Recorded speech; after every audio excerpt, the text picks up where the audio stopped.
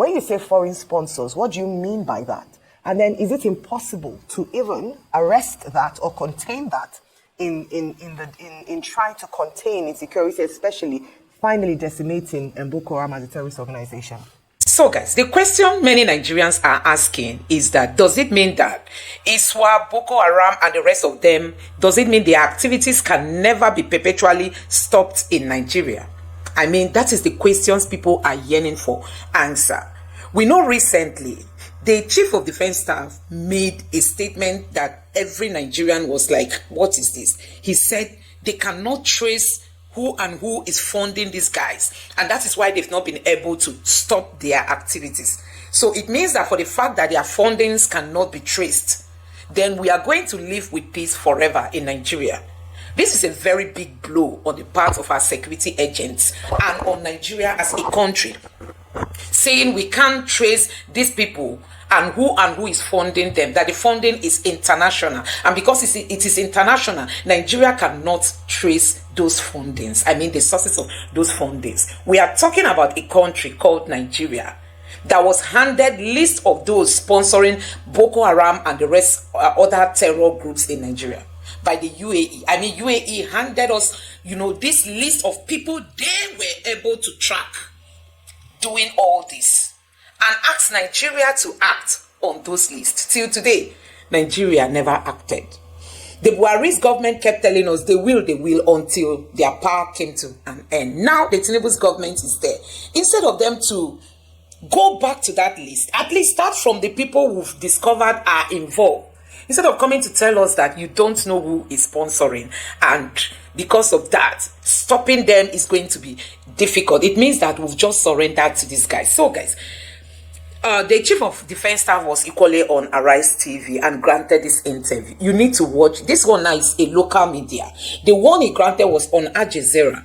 This one, he's speaking on a Nigerian platform and still reiterating the fact that the fundings cannot be traced. And we say we have intelligence gathering agencies and the rest of them. What are they doing? So Nigeria has got to live with this forever. That's the question we should be asking. I'm just going to allow you to take a look at this interview session and let me know what you think, because from the look of things, this is an indirect way to say, oh, you are surrendering. This is an indirect way to say, we've tried our best, we don't know what else to do. If it's that you know that the funding is the real problem and you can't track it, take a look at what he's got to say. Take a look. This issue with terrorism, Boko Haram, despite years of monies being spent, announcements of decimation, it still is a big challenge for us. And in a recent interview, you talked about foreign sponsors perhaps behind the fact that they're still able to have enough funds to continue to perpetrate evil. I'd like you to throw more light on that. When you say foreign sponsors, what do you mean by that? And then is it impossible to even arrest that or contain that in trying to contain insecurity, especially finally decimating Boko Haram as a terrorist organization? It's something, it's a cause of concern. Actually, for them to have been able to sustain their operations for all this while, we're talking of 16 years. Like I said, during the surrendering exercise, we were able to see some of them with hard currencies, different denominations. Besides that, like I said, they have a lot of support coming from outside. Now, what we have done is that we have raised these observations. The Office of the National Security Advisor, the NFIU, the Central Bank, the NIA, the DSS have all moved into it. What we are also doing is that we have reached out to the international community on the importance to trace the funds, trace the movement of the money. If we're able to do that, I'm sure we'll be able to, if we're able to take that out, we'll take the oxygen that keeps them going, which is very, very vital. It's a very dangerous and very high value organizations that we believe they'll be able to do that has made it difficult for them to be traced. So we're doing everything. Again, not only from the international, we know also, we have the belief that locally they also have resources of funding, probably through taxes, levies, kidnapping and so on. And that's why we're making all the efforts to ensure that we deny them ability to do that. But I can assure you the federal government has stepped in. We have reached into United Nations, the European Union, and all other international organizations to help assist in tracking the funds. I think it's important if we're able to do that, we'll be able to mitigate this issue and stop them, because this is what keeps them going. For them to be able to sustain this for 16 years It shows that they have other areas of getting funds that keeps them going. All right, thank you very much for that, General. Now, the Minister of Foreign Affairs, Yusuf Toga, wrote quite an intriguing article last week where he spoke about the impact of G5 and how it strengthened some of the Awazad and the Tuareg groups and made insecurity worse. And he also spoke of the failure of the EU strategy, the EU Sahel strategy, when it comes to security in the region. Now, of course, some of the latest developments on that are that we are seeing that some of these countries in the Sahel are witnessing the departure of French troops from their countries. Some voluntary, some being asked to leave. Now, my question is, I know that in the same interview that Ayo is referring to, you spoke of Nigeria standing alone and Nigeria not having any allies. But I'm curious to you, what is the impact that we will see on Nigeria's security situation of French soldiers departing from the Sahel nations? What do you think this will translate to, given the context that it is argued that their presence made insecurity worse? All right, thank you very much. What we have observed is that the Sahelian area is having a lot of security challenges across the region. Just recently, about 3-4 days ago, Benin Republic suffered a very heavy casualty. The Nigerians have, the Malians have consistently, the Burkina Faso have done that. There are also threats to Ghana and Togo. So it shows you all around Nigeria we're having these threats coming in. And why are they doing this? They are pushing further to be able to take over those areas. And that's why it's important that we must continue to unite and work together. Their exit from ECOWAS is not a good thing. And that's why I'm happy Mr. President has really given them the olive branch that it's important that we work together as Africans, as brothers and sisters. Whatever differences we might have, I think it's usual. We don't expect to have everything 100%. But it's important for them to understand that we need to work together. Over the years, because we have continued to fight, we have over time developed a number of experience on how to go about this. And that's why you can see that we're achieving so much. Of recent, we have intensified our operations against the Lakurawas in the northwest area. And that now there will be attacks against soft targets. They will always want to do that because they will avoid where they have strongholds and go to weaker areas to do that, to show that they're still relevant, they're still potent. For the withdrawal of the French troops, those are sovereign countries, so I won't decide whether who they want to stay with, who they want to drive away. But the important thing is that they must stand strong. For us in Nigeria, if they fail, there'll be a lot of issues to Nigeria. And that's why we need them to be strong, because every country requires a buffer. And we need them to be strong, and that's why whatever it takes, we need to make sure that they are together and they are strong enough to be able to weather the storm, the attacks. If you notice that these attacks come into Nigeria from these neighboring countries, and because the areas are porous, if they're able to secure their own borders, we will not have these attacks into Nigeria. And that's why it's very, very critical. And just recently, again, there were attacks on the pipeline, on the transnational pipeline between Benin, Niger Republic, across. It shows that people are trying to sabotage the effort and trying to deepen the crisis between Nigeria and Niger and others. But we have understood that, and that's why we're working together. All members of the armed forces are still working because we know that it is dangerous to allow us fail. We cannot afford to fail. So our unity of purpose in fighting against the terrorists, whether in Niger, Togo, Ghana, Mali, Burkina Faso, Cameroon, Chad, Niger, is important that we remain together. Well, General, now since 1999, we've been hearing about reforms in the security sector. This is 2025. Many Nigerians will tell you that they have not seen the effect of those reforms, from Obasanjo's presidency to President Tinubu's presidency. 2, we started hearing about recalibrating the architecture, security architecture. Some of us have been waiting for that building to be completed. We have not seen any architecture. 3, from architecture, we move to kinetic and non-kinetic. There seems to be disconnect between the kinetic and the non-kinetic. 4, there have been issues about human rights and welfare, particularly with regard to the other ranks, the rank and file, who started deserting the battlefront at a time, who started, protesting against their superior officers.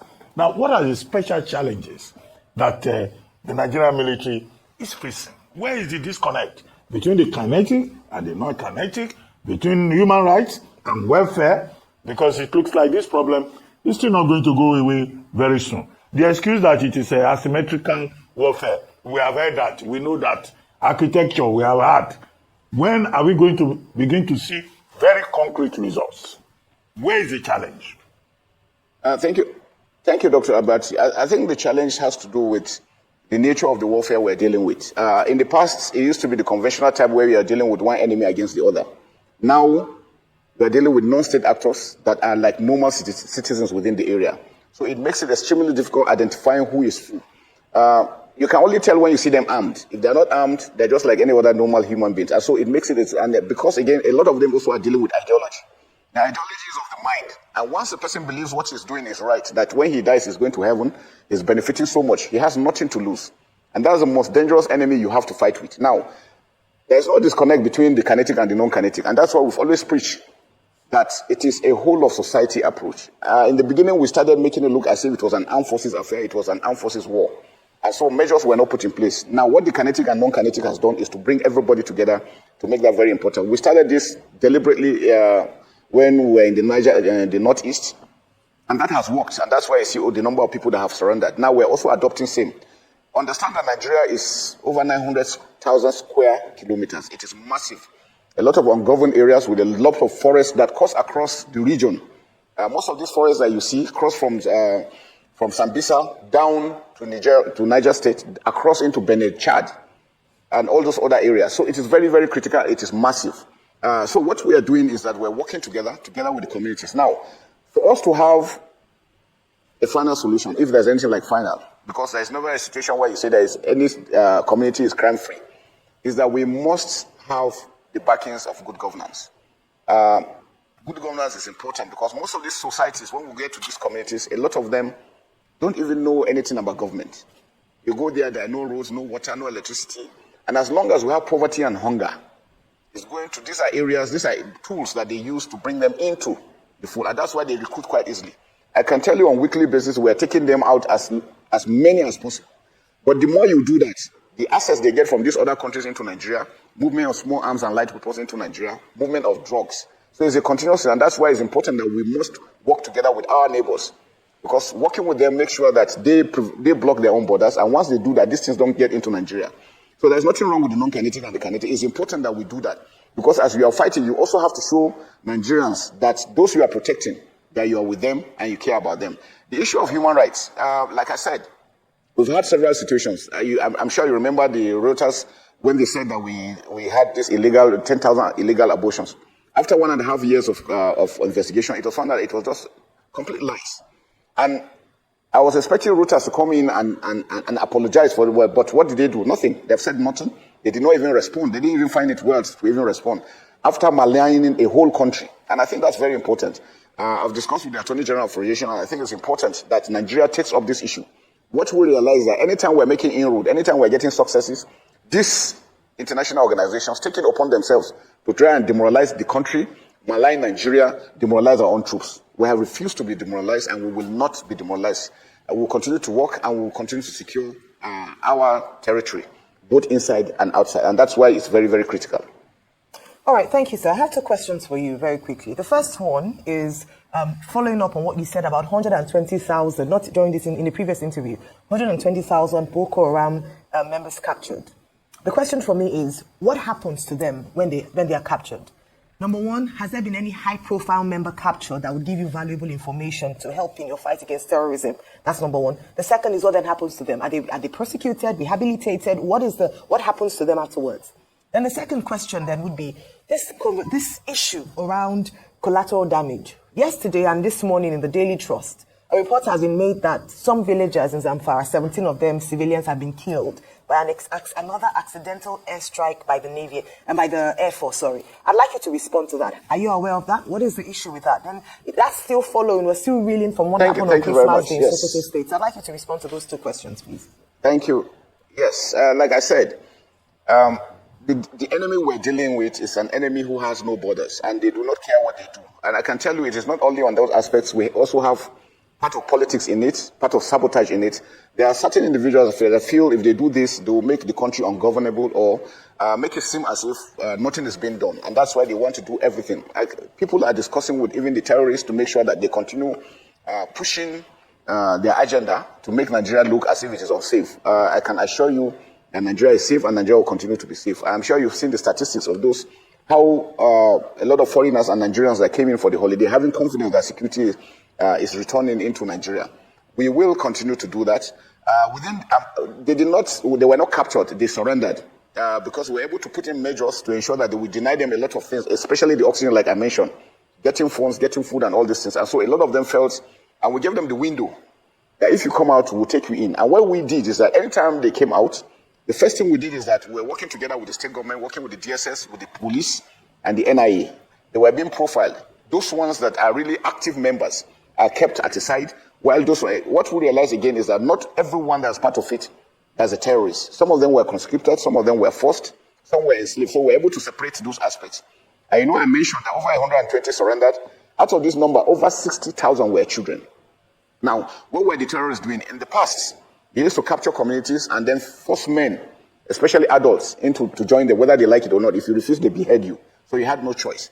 But now that it became difficult, that they don't have any territory, they don't have a means of doing that, they now decided to start impregnating the women. And what they do is that if a woman gives birth, when she's 4 months after giving birth, they impregnate her again to have. They were trying to produce a new set of terrorists. And to us, those new sets will have been most dangerous. Why? Because we know for humans, any society that you grow in, what you see is what you think that is normal.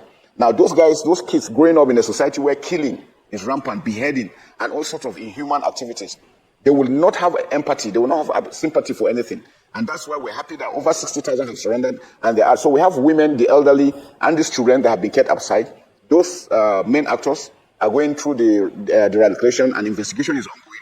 Those ones found to be culpable will be tried. And I'm sure you know that the Attorney General has been prosecuting them of recent.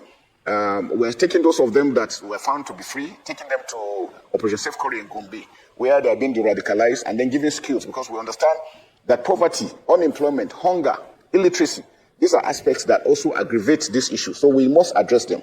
And that's why it's important for us to have a final solution is, let's go back to this, good governance. Our local governments must work well. Our governors must work well. We must have infrastructure. We must have food. We must have schools so that we remove illiteracy, because part of this issue is with illiteracy. I mean, some of them are being told that if a soldier kills you, you are going to paradise. If you kill a soldier, you have blessing. So you see those worked ideas, which is not religious, it's not Islamic, it's not Christian. Evil people have taken advantage of them and using them. And what we also realize is that their commanders are living larger than life across the border, because they are surviving around the no man's land between Nigeria and these other neighboring countries. So that's why I always insist that it's important that we work together with these countries. We don't want them to leave ECOWAS. We want them to remain in ECOWAS so that we can continue to work. Whether those countries want their own kind of governance, it is left for them. But it's important that we work together. The second one about the airstrikes. The one that happened in Zamfara yesterday. The airstrikes, the accidental. Yes, the airstrike. Like I said, good. The issue of the airstrike is still the same thing. Before we conduct any airstrike, we follow up movements. And I can tell you, when we do airstrikes, we do it with precision. Now we cannot rule out secondary explosion. Why? Because again, within areas where they keep these things, they have weapons, they have bombs, they have ammunition, explosives that they keep. So sometimes if it goes up, you cannot rule out the aspect that civilians might be affected. But we do not deliberately target civilian population. We avoid as much as possible. We have videos that we follow up before any strike is conducted. Now, what is happening is that, like I said, in the past we have had traditional rulers, religious leaders that are also part of these things, aggravating this situation. Normally, once these things happen, they take advantage and want to make it. And maybe a question we should ask, why is it that when we are succeeding, that's when you keep on hearing this accidental airstrike here and there? Again, for us, I think it is just a way of demoralizing the troops, demoralizing our air force, and making it look as if we don't know what we're doing. We're investigating every airstrike they said that is an accident, or any airstrike that is conducted. We carry out thorough investigation and we come out with this. Most times when they say there's any airstrike, before you go there, they tell you they've buried the people. Why not wait? And then let's also come and verify these issues. But like I can tell you, If there's anything like that, we conduct op reports and then we take action against that. So initially it was just Boko Haram. They now splitted when they had conflict. We had ISWAP, we had Boko Haram, and now we have Lukarawa, which even the Chief of Defense Staff once came out to say when they started, they appeared to be peaceful. They didn't know they were going to constitute a threat to Nigeria. That they seemed to be peaceful initially. That's to tell you the mindset of the people handling our security. You see your enemy smiling and you think he came in peace. You think if he has the chance, he will not deal with you. That's just what he's trying to say. That initially, Lukarawa was taught not to be violent, but now they've taken the violence route. So guys, this tells us that we really have to do a lot in terms of training our security agents, making sure they have, especially this intelligence gathering. I don't know how it works in the police, the military, the DSS. I don't really know why is it that all these sister brother security agents cannot really come together, collaborate, and have a sophisticated system that no matter how you try to hide, you cannot hide. Because see, we've got to build this country. This country has got to survive. I mean, Nigeria, such a country, well blessed, loaded with whatever you may think of. Is it the human aspect of it? God has blessed us. Is it the natural resources? What is it that Nigeria don't have? The only problem we have today is the issue. Leadership in all arms. Leadership. We need patriotic people who are ready to put their lives on the line to ensure that this country is rescued. We can't just say, oh, these people, okay, the funding is coming internationally. Can't we collaborate with different countries and say, please, we are looking for ways to... There's no country you beckon on in the fight of insecurity that will not want to assist you into this world. And with technology, you can track these people so easily. You can track them. So coming even on an international stage to tell the world that the funding is complicated, people can't trace them, you can't track them, and that is why what is happening makes no sense. That just tells us that you people are not even ready for this job. I mean, you don't have the skill. I say, if it means the Chief of Defense Staff going for courses outside, oh my God, all the money we are wasting in buying armwares and all that, let them go for training. Let them go for training, because sometimes these battles are not even just like physical gun battles. There are underground work you will do. You will just paralyze these people. They won't be able to operate in Nigeria territory. They won't be able to connect with their counterparts in different countries. But that's what we are not seeing. I mean, that's what Nigerians are not seeing. And that is what we want to see. Because enough of the giri gara that we saw during the Buhari's government. Buhari will tell you that they've crushed them. They've destroyed them. They've ended them. But now, see what is happening. The other groups now are coming up. And other groups, look at everywhere. This country is on fire, and go to the southeast. Like I said, that of the southeast is human created. People are agitating. What does it take the government of the day to call them to the table and say, okay, stop agitating. I will start from here. Even if you can't meet all their demands, let me start from here, one at a time. That settles it. But this one is, if you agitate, we will deal with you. If you agitate, we will arrest you, we will buy you, we will do this. And that they agitate. This is an ideology too. It's not going to die. The Biafran thing is deep into people's hearts and blood. The only thing is negotiate. It's so easy. These are people that initially you can't even hear that a soul got lost because it's all about Biafra. But now it's people, even the criminal elements are taking advantage. So I think our security agents have got to sit up. Please, let's do the right thing to save this country. We are proud of Nigeria. We are Nigerians and we are proud of this country. We want to be proud of this country anywhere we go to. Not when people see you, they look at you with one eye. Once you tell them you're in Nigeria, they start eyeing you as if you are coming, you are partnering with all the terror in Nigeria. That's how they look at you. Once you tell somebody you're in Nigeria, it's as if you have a stamp on you telling them you are a Boko Haram member. But it's not supposed to be so. This country is well blessed. Let's put in more energy. Let's put in more commitment. I mean, let's do what Nigerians will be, as in when you tell Nigerians this is the extent to which people are working, Nigerians will be baffled. Not telling us that for the fact that you can't crack down on their fundings, then it will be difficult to stop them. That means directly or indirectly, you are surrendering. Let me know what you think about this in the comment section below. Please don't forget to subscribe to the channel, turn on the notification bell. Please give this video a like so that YouTube can recommend it to others. And drop your thoughts in the comment section below. Thank you.